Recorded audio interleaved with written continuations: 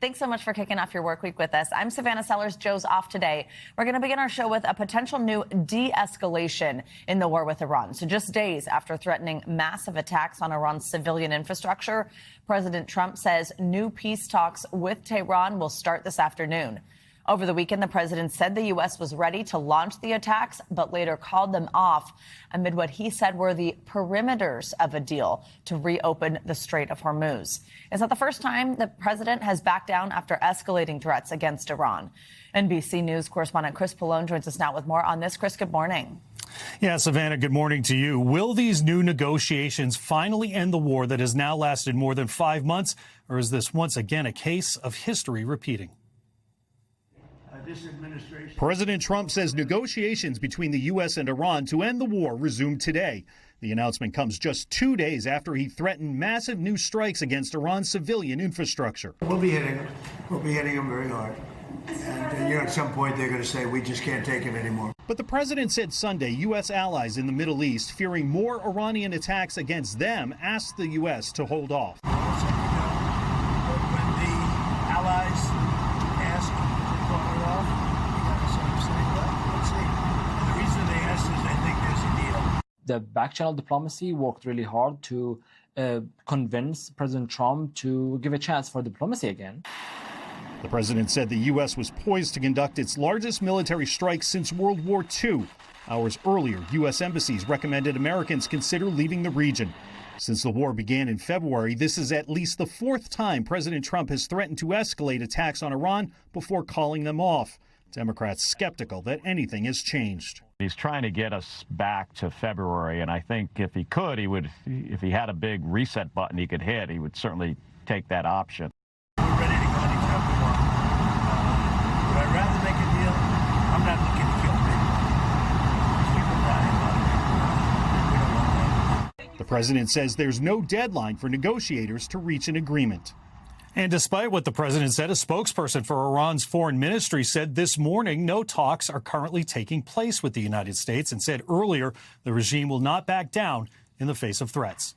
Savannah, back to you. All right, Chris, thank you very much. Well, this morning we're learning more about the terrifying moments that a gunman opened fire at a fast food drive-thru in Idaho on Saturday, killing at least 3 people. Well, new video appears to show an armed bystander firing back at the shooter, attempting to stop the attack. Police say that man's heroic actions likely saved several lives. NBC News correspondent Dana Griffin spoke to one witness who watched it all unfold from his car. New video showing the moments a man stepped in to stop a shooter who opened fire outside this Idaho In-N-Out Burger Saturday afternoon, sending people running for their lives. What's happening? What happened? What's happening? Shoot. Go. Just go. Go. You see a gunman with an AR-style rifle unleashing several rounds in the drive-thru of the popular fast food chain, which opened just days ago in Twin Falls. Another man then returns fire. Lane Cohen witnessed the shooting from his car. Is he a hero? Yeah, I would say he definitely distracted the shooter from shooting more people. The shooter was solely focused on him, and it allowed us to get out. I mean, the car directly ahead of me was getting shot. Police crediting that man and an off-duty state trooper who also returned fire with helping save lives. Officials say 3 people were killed and at least 7 others injured. The president and owner of In-N-Out confirming one of her employees was killed. I could see an employee trying to carry another person out. She had a gunshot wound to the chest. He was just screaming her name. Tell her to wake up, wake up. Taxi driver Terry Dudley was shot while charging his car. His son Michael says his father is now intubated in the hospital. He's in pretty rough shape. I haven't been able to talk to him. Officials say the gunman, identified as 24-year-old Chad Williams, died from a self-inflicted gunshot. His motive still unclear. Police commending the heroic actions of that off-duty state trooper and citizen, saying they most definitely saved lives. We're also learning new information about the survivors. 5 remain hospitalized. 2 are listed in critical condition. Back to you. All right, Dana Griffin, thank you very much. Just heartbreaking. Well, let's head to Washington now, where several senators unveiled a short-term spending bill that would keep federal agencies funded into early December, avoiding a shutdown of the government during the middle of campaign season. NBC News political reporter Megan Brand joins us with more on this. Megan, good morning. So first, just tell us about the stopgap measure. When does the current funding run out? Good morning, Savannah. So the current funding would run out at the end of September, and senators over the weekend appeared to give their blessing to this new agreement between both sides. This would be a continuing resolution, meaning that it would fund the government at mostly the same levels through mid-December, meaning that this would mean that senators would not have to go back to their states to campaign during a government shutdown. It would prevent there being a government shutdown while this funding battle was playing out, if this ultimately does pass. Now, there are still several steps for this bill to actually make it forward. First, it actually has to pass the Senate. Then, if it does pass the Senate, the House would have to vote on this once they are back from August recess, which would happen at the very beginning of September. So it would go ultimately through at least part of September. But the timing of this is interesting as well. One, because this is happening at the beginning of August and not at the end of September, when this funding would ultimately run out. Oftentimes, senators wait until the very last minute to try to hash out some of these negotiations over government funding. And then another reason as well is the fact that this would mean that it would potentially, if it passes, prevent them from having a government shutdown right ahead of the midterm elections, Savannah. Megan, something else I want to ask you about, the latest on the fight over the nomination of Todd Blanche to be Attorney General. What's happening there? Well, there was a major development overnight where Todd Blanche had said that there was an agreement in order to amend this settlement between President Trump and the IRS over his leaked tax returns. That was a major sticking point. That was the reason why two Republican senators had expressed hesitancy in supporting Blanche moving forward. So Blanche had said in this overnight statement that the Department of Justice had created a new order that had gotten rid of a previous order that had established that so-called anti-weaponization fund. Now, the order as well, this new Department of Justice order, also amended another part of the settlement that provided protections to President Trump, his family members, and his businesses from tax audits. Now, this new order clarified that would only apply retroactively, basically meaning that it would not provide protections from future audits for future tax filings as well. So now we're keeping an eye on how Senator John Cornyn of Texas and Senator Tom Tillis of North Carolina, those two Republican holdouts on Blanche, are responding to this. We heard from a spokesperson for Senator Cornyn who had said in a statement that the senator had reached an agreement with the Department of Justice, and we're keeping an eye for how Senator Tillis responds later today, Savannah. Megan, also over the weekend, President Trump lashed out at Jeanine Pirro for dropping the case against a former Olympic canoeist who was accused of vandalizing the Lincoln Memorial reflecting pool. What happened here? Yeah, so President Trump lashing out against Jeanine Pirro comes after the Department of Justice had dropped that case against Davy Hearn, the Olympic canoeist, after the Justice Department had said in a court filing, prosecutors said in a court filing, that after Hearn was indicted, that the Department of the Interior provided new documentation that indicated that the damage to the reflecting pool had been caused by what it referred to as flawed installation by the contractor and not by vandalism.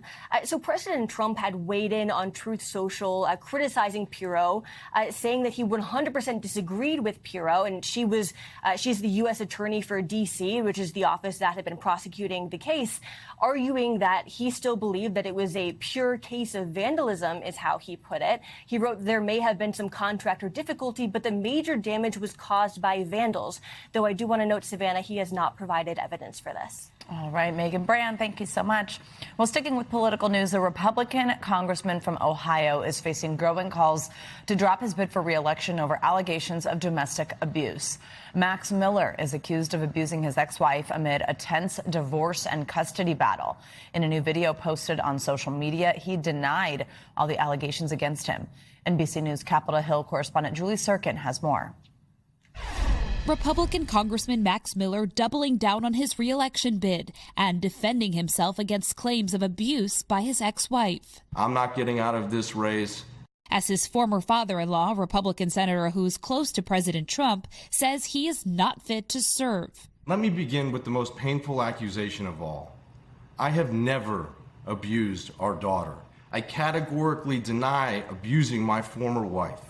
And after a lengthy live video on X, the two-term Ohio congressman posting a Dropbox folder he says contains the keys to his innocence, months into a bitter custody dispute between him and his former partner Emily Moreno, the daughter of Senator Bernie Moreno. She accuses Miller of throwing hot water on her and holding a gun to her head, according to police reports. In February, police also investigated after their daughter suffered a broken collarbone and bruising. The cause of those injuries is disputed. Miller denies all allegations and has not faced criminal charges. If I had assaulted her, would she have offered to cook me dinner 6 days later? Senator Moreno writing in response today that Miller's behavior is, quote, erratic and dangerous, making it impossible to keep this matter private, and calling on Miller to leave the House of Representatives. Miller shot back, accusing Moreno of speaking out now for political reasons. A person close to Senator Moreno tells NBC News he paid hundreds of thousands of dollars in legal fees on behalf of his daughter, and that this has been painful for the senator, who is concerned for his grandchild, too.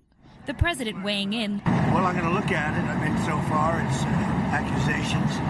I'll be looking at it. Earlier this year, House Speaker Mike Johnson said Miller has got to work that out. And a spokesperson for Emily Moreno says Miller can lie and spin on X, but he cannot do so under oath in a court of law. Julie Sirkin, NBC News. Well, police in Atlanta released body cam footage of the dramatic rescue of a toddler who had been kidnapped. New footage shows the moments police officers responded to an urgent call from a mother who said her car was stolen with her 2-year-old daughter inside. NBC News correspondent Ryan Chandler has more on the rescue. A daring rescue. Jazz, run the tag back. Atlanta police rushing to save a 2-year-old girl from a carjacker. Hands up! Yo! Don't move! Mom making a frantic 911 call on Thursday.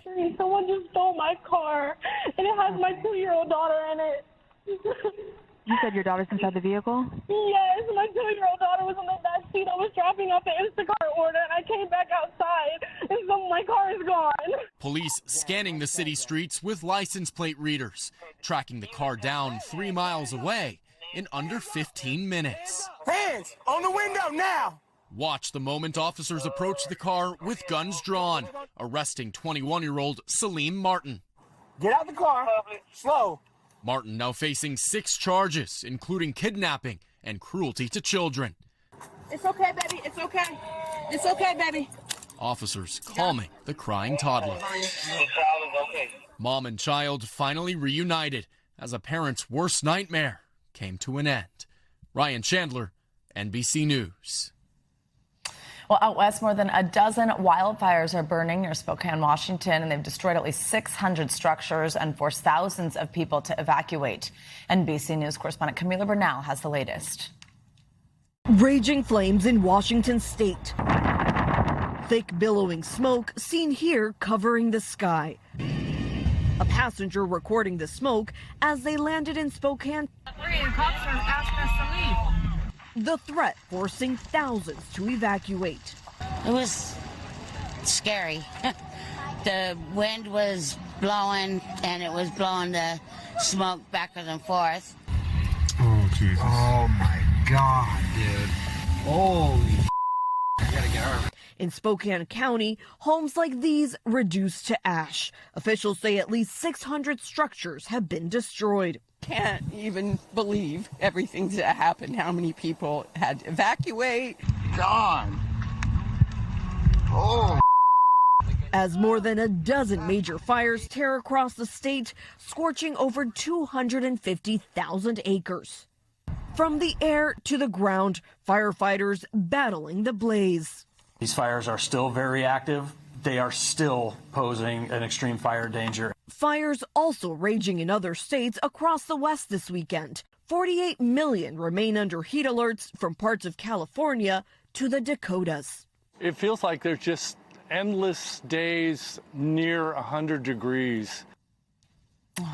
as the heat and wildfires continue to impact the West Coast. Over here on the East Coast, going to need to get your umbrellas out. We've got all the details with our Morning News Now weather meteorologist Rafael Miranda joins us this morning. Hey, Raf, good morning. Good morning, Savannah. Yeah, a very rough commute here in the Northeast right now. We're tracking flash flooding for millions across Northeast. Here's a look at the radar, and you can see that very heavy rain extending from the Washington, D.C. area through New York City, right along 95 here. We've had reports of flash flooding through the morning, and this continues to dump torrential rainfall all the way up towards New England. This will continue for the next several hours. Look at all the flash flood warnings now in effect from Massachusetts back down towards New Jersey. Treacherous travel. Watch out for significant delays here. We've already had several inches of rain, and there is more on the way, not just here in the Northeast, but also down towards the Southeast. We're tracking some intense rainfall between 1 and 3 inches down into Florida as well, and some area of rain across portions of the Midwest. Now, the fires that you were talking about, Savannah, so many of them still burning. 99 large wildfires still burning in the lower 48, mainly out west and in the Rockies, of course. Today's fire risk is elevated for this area shaded in yellow here. We have the combination of low humidity and winds gusting between 20 and 30 miles per hour. So these fires can easily spread and get out of control here. We'll be tracking that throughout the day. Because of all the fires, air quality is an issue. It's been greatly affected across portions of the Intermountain Northwest, places like Spokane in that unhealthy range right now. Boise also seeing unhealthy and very unhealthy readings across portions of the Northwest because of all that smoke. And it's even drifting towards Salt Lake City and North Dakota. We'll be dealing with air quality issues as long as these fires persist. Heat is the big story in the Southwest. Again, 35 million impacted by extreme heat in the desert Southwest. Yes, it's typically hot this time of year, but this is next level. We're talking about the major risk for heat or heat health related impacts are likely for 18 million across the Southwest. And when you look at the extreme risk category, 8 million, a long duration to this type of heat can be deadly. This is across, again, portions of the desert Southwest, all the way from Texas to California. All right, let's take a look at temperatures today. Again, 114 in Phoenix. That is about 10 degrees above average. Las Vegas also well into the 100 teens. And this continues into tomorrow. No relief yet. Temperatures in the triple digits there. And when this goes on for much of the week, take a look at the high temperatures from El Paso towards Las Vegas, well into the triple digits. For the East Coast, of course, a very different story. In fact, a little cooler than average today with that rainfall.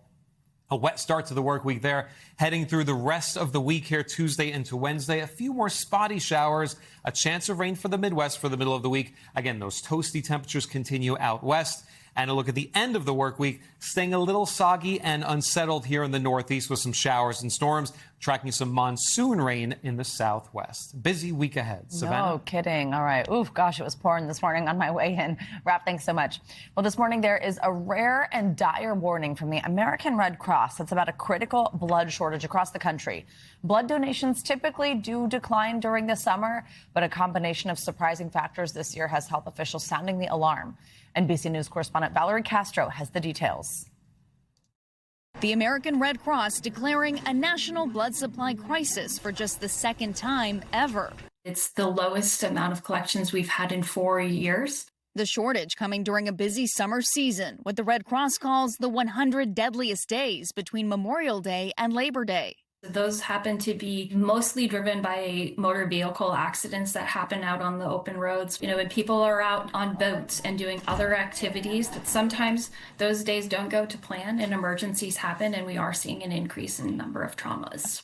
Extreme heat impacting donation sites and foodborne illnesses keeping otherwise healthy donors away. Sporting events, too, like the World Cup, a fun distraction, but adding to the dire drop in donors. If I had an emergency today and went to a hospital, would I have trouble getting what I needed in terms of blood?